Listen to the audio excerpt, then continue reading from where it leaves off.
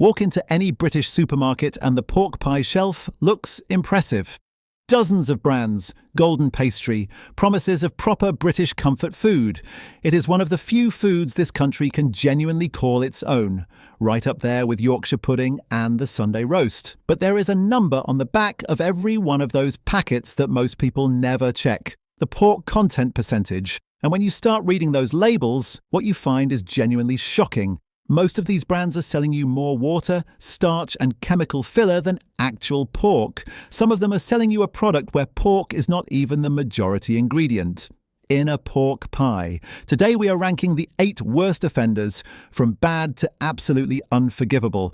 And at the end, revealing the only 2 brands still worth a single penny of your money. Because they do exist. 2 companies that never sold out.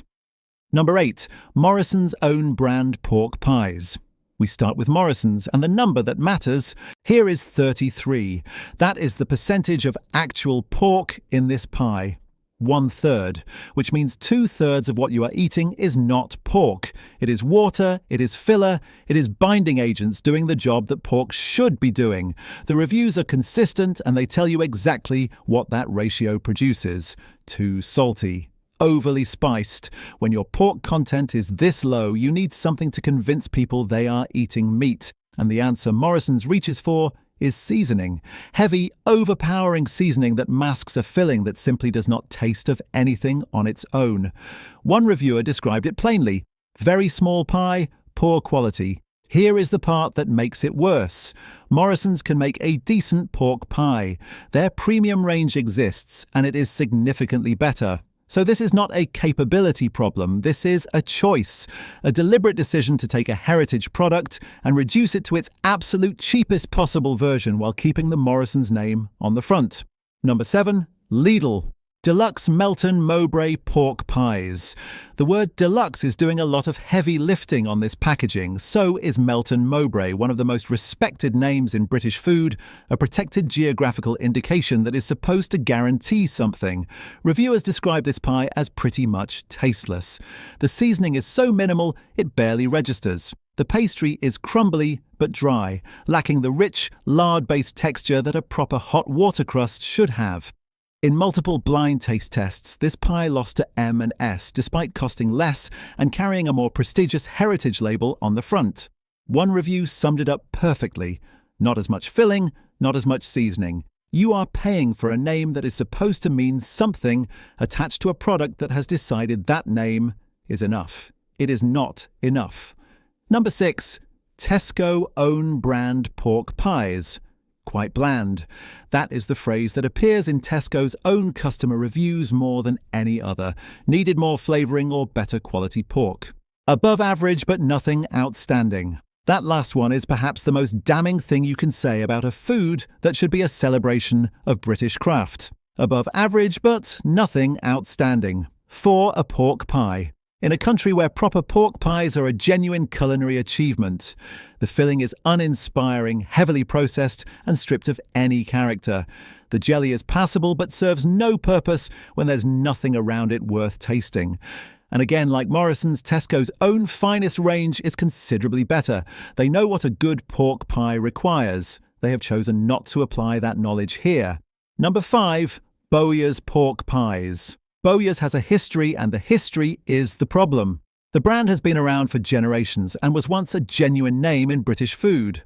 Then private equity arrived in the form of Addo Food Group, and the original factory closed in 2007. Production was outsourced.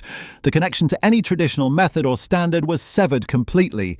What you are buying when you buy Bowyer's today is a name. Just the name.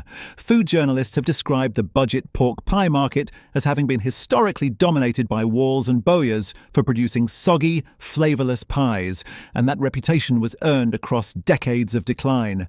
The brand has been hollowed out. The label promises heritage. The product delivers none of it. Number 4. Bird's Bakery pork pies.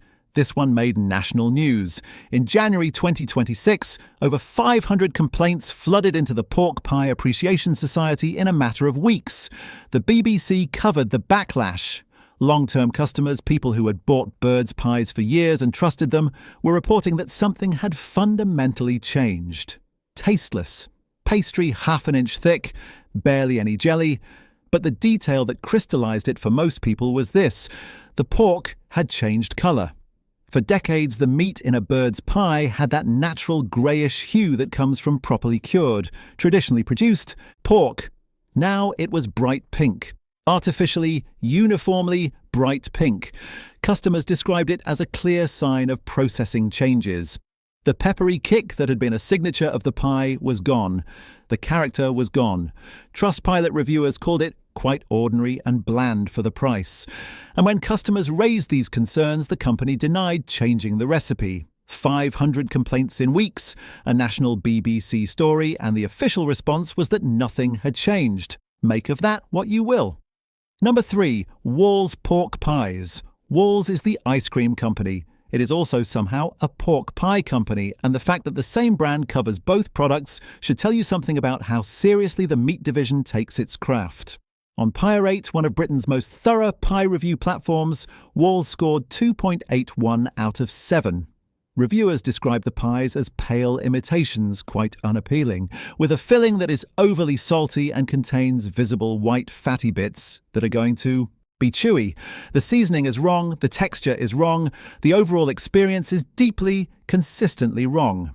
This product became so notorious that the comedians Smith and Jones built a sketch around it, joking that Wall's pies contain just about the only thing not in them. That was a joke about the additives, the filling, the non-pork ingredients doing the job that pork should be doing. The joke landed because it was true, and it is still true. Number 2. Asda own brand pork pies.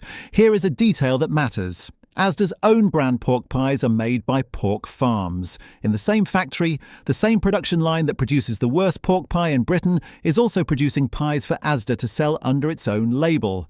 The reviews describe a filling that is slightly bland, with meat flavour that did not come through. Pie-Rate has investigated this specifically and concluded that Pork Farms Melton Mowbray pies for Asda tend to be lower quality than the standard Pork Farms version. Lower quality than Pork Farms. Think about that for a moment. The pastry is uneven, the seasoning is minimal, and the jelly exists solely to fill the space between the meat and the crust without contributing anything to the flavour. This is a product engineered entirely around cost, built to a price point rather than a standard, using a manufacturer who has already demonstrated they have no interest in quality. Number 1. Pork Farms pork pies, 28 to 30%. That is the pork content in a Pork Farms pork pie. In a product called a pork pie from a company with the word pork in its name, less than a third of what you are eating is actually pork. Over 70% is filler. And it gets worse when you look at the small print. Their own pork filling is only 67% real meat. The other 33% is flour and starch, bulking out what is already a heavily processed product to the absolute legal minimum required to keep the word pork on the label. Pork. Farms is the only major producer in Britain that is not a member of the Melton Mowbray Pork Pie Association. Every other significant manufacturer participates. Pork Farms has chosen not to, and that choice tells you everything about their relationship with standards. Pie-Rate, after reviewing multiple products across the range, reached a clear conclusion. Pork Farms make some pretty bad pork pies. Their rating on Tesco's own website is 3.1 stars. Reviewers describe the filling's mushed nature, pork so heavily processed that it has lost all texture and been reduced to a uniform grey paste. The company is owned by private equity firm Lloyd's Development Capital, which has systematically cut quality to maximise profit margins. This is the logical endpoint of that process. A product that technically qualifies as a pork pie in the same way that a photocopy technically qualifies as the original. After 8 examples of industrial food production at its most cynical, there are 2 brands that prove none of this had to happen. M&S Melton Mowbray pies are consistent winners in blind taste tests. Golden pastry that holds together properly. A filling with a genuine peppery kick. 37% outdoor-bred British pork made to full PDO standards. They cost more. They are worth it. And then there is Dickinson and Morris, in business since 1851. Still making pork pies the way they were made when Victoria was on the throne. 100% outdoor-bred British pork. Hand-finished, consistent winners at the British Pie Awards. described by those who know the product well as the NE Plus Ultra of pork pies, the absolute pinnacle, not because of nostalgia, but because the ingredients are real, the methods are traditional, and the result tastes like what a pork pie is supposed to taste like. The 8 brands on this list are not bad by accident. Every single one of them made deliberate choices. They chose processed paste over hand-chopped pork. They chose vegetable oil over lard. They chose chemical flavor enhancers over proper seasoning. They chose extended shelf life over taste. And they did all of it while keeping prices at a level that suggests you are buying something better than you are actually receiving. The ingredient label does not lie. When pork is the minority ingredient in a pork pie, you are not buying a pork pie. You are buying an industrial product engineered to resemble one at the lowest possible cost. M&S and Dickinson and Morris exist. They are accessible. They prove that the right choice is available and that British food heritage is still worth something to someone. Every budget pie you buy is a vote telling manufacturers that this standard is acceptable. Every proper pie you choose is a vote for quality, for craft, for the idea that food should be what it says it is on the label. British pork pies are supposed to be something worth being proud of. A proper piece of culinary heritage, not a factory floor approximation held together, with starches and E-numbers. You now know exactly which brands have decided that pride is too expensive. You know which two have not. The choice is yours.